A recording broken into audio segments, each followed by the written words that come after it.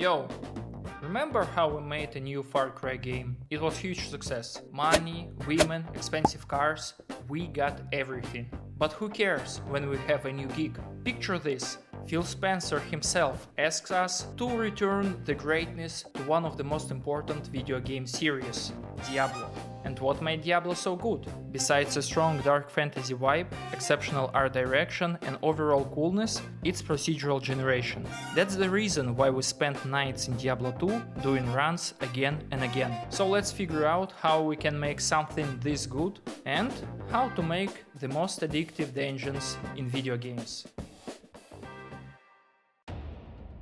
First, we discuss what dungeons in Diablo are. They are labyrinth-like locations, rooms of different sizes and shapes, connected by corridors. They have an entrance and an exit. And of course, the juice, hordes of enemies, perfectly balanced to keep gameplay fun and tense. Finally, on top of that, the most important part of our fellow little gamblers, loot, that tickles our dopamine system and forces us to beg for more. So we should start with the location generation. Before we try to reinvent the wheel, let's see how Blizzard solved this back in 2000. According to Stefan Scandizzo, a level designer who worked in Diablo 2, the game uses a tile-based system with handcrafted chunks matched by edges. The algorithm works roughly like this: calculate map size within a specific range, place anchors point like entrance or quest objective, fill the remaining space with tiles from the pool, and add some decoration like trees, rocks and other prompts to make it nicer.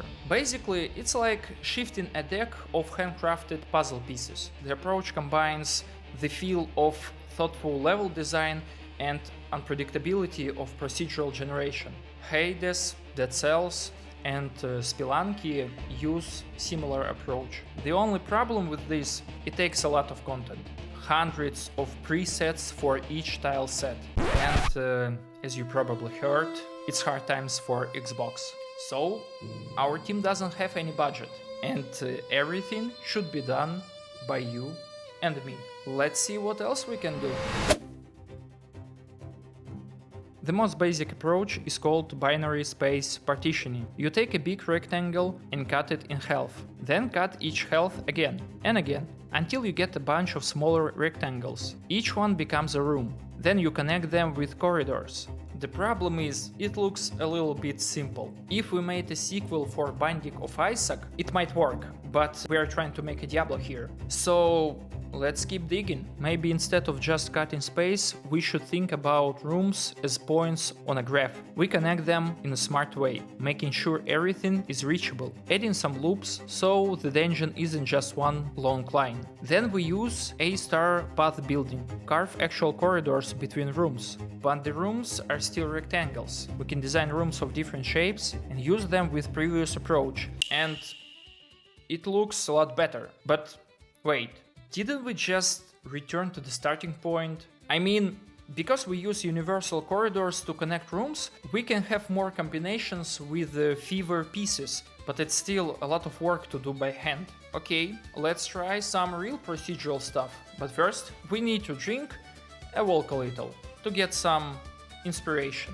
So picture this, a drunk guy stumbling around in the dark. He goes up, down, left, right, totally random, and every step he takes carves out a piece of lore. After a few hundred steps, you get this organic, winding path. No rectangles, and it actually looks like a dungeon. It's called Drunkard Walk.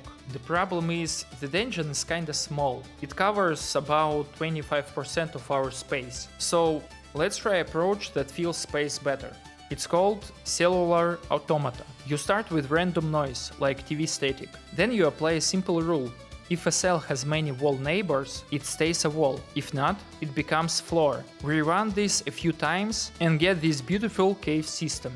But for me it feels like open space, not a dungeon. We could use this to generate terrain, but for dungeons the previous approach is better. We just need to tune it a little. What if we took a dozen Drunkards and sent them to dig dungeons in different spots across the map? Each wanders around, carving its own territory, and after a few hundred steps each, we connect their territories with corridors. This will give us organic dungeon-like shapes that covers the whole map, and that will be our location generation algorithm.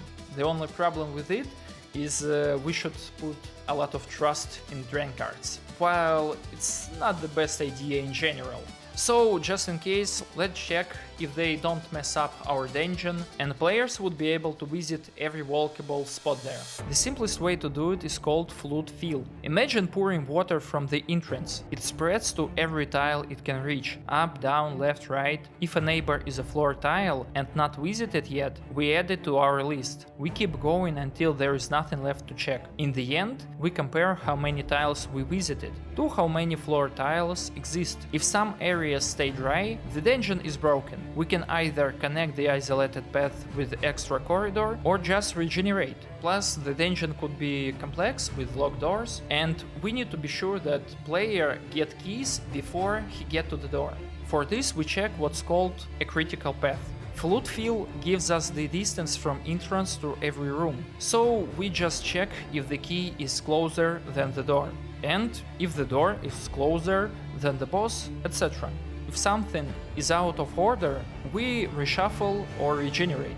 Now we need to add some flourish. A flat floor is boring, so we use rule-based placement to scatter details around. Torches go along the walls, pillars break up large rooms, pits and platforms add elevation, altars spawn in dead ends, bones and barrels fill empty corners. These don't change the walkable space much, but they transform a grey grid into a place that actually feels designed. Alright, we have our dungeon layout. Now let's fill it with things that want to kill us. The first way to place enemies that comes to mind is placing a random enemy at a random spot of the location. Besides the fact that it will be complete chaos which will break pacing and make players experience horrible and boring, it will also cause absurd situation like an army of Diablos on the first floor. So we need to take control over random and come up with some rules, like bosses spawn near the exit, no enemies at the entrance, enemies distributed by power pools, which should correlate to the depth of the dungeon. The deeper the dungeon, the stronger the enemy. Then we generate a list of candidate spots where we place enemies. Since Diablo is about fighting hordes, we prioritize rooms with enough space. In corridors we can place a few stragglers, just to make walking a little more fun. To go farther, we can reuse our flood fill algorithm to get distance from entrance to every room and apply difficulty scaling. Farther from the entrance are a little bit tougher. And just to add more variety to level design, we can also place some traps, spikes plates, poison pools, arrow shooters, same rule-based logic. Traps go in corridors and choke points, not in the middle of boss arenas. Now, when location and obstacles are ready, it's time to talk about the most important part – rewards.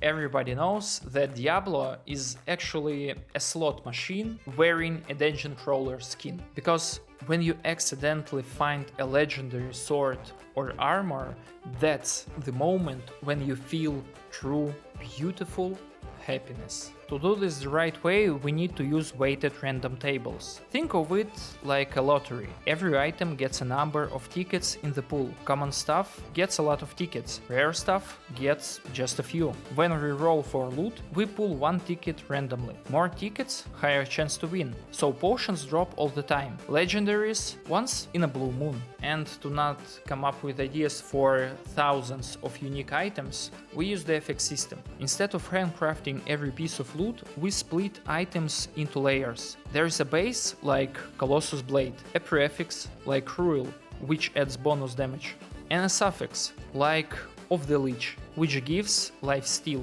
Stack them together and you get Cruel Colossus Blade of the Leech. That's how by creating only 15 base items by hand, we can add 45 combinations in a game just with text and a pinch of game design magic. Gameplay depth out of nowhere. The only thing is left is adding different drop sources and applying some filters to it. Bosses have better odds to drop better items. Trash mobs drop from weaker tables. Deeper floors unlock higher tier items. Same depth logic we used for enemies works here too. And just like that, it all comes together in one system that makes players come back for more after another round of adventure. That's it for the video, hope you find it useful and feel as happy. Unlike the previous one about AI, the stuff I describe here isn't that crazy. You can actually build all of this even as a solo developer. The only thing, from my experience, location generation still takes a lot of manual tuning, especially in a 3D game. But in the end, you get some pretty interesting level design. Thanks for watching. Don't forget to comment, like, subscribe. It will make me and Phil happier. See you in the next one.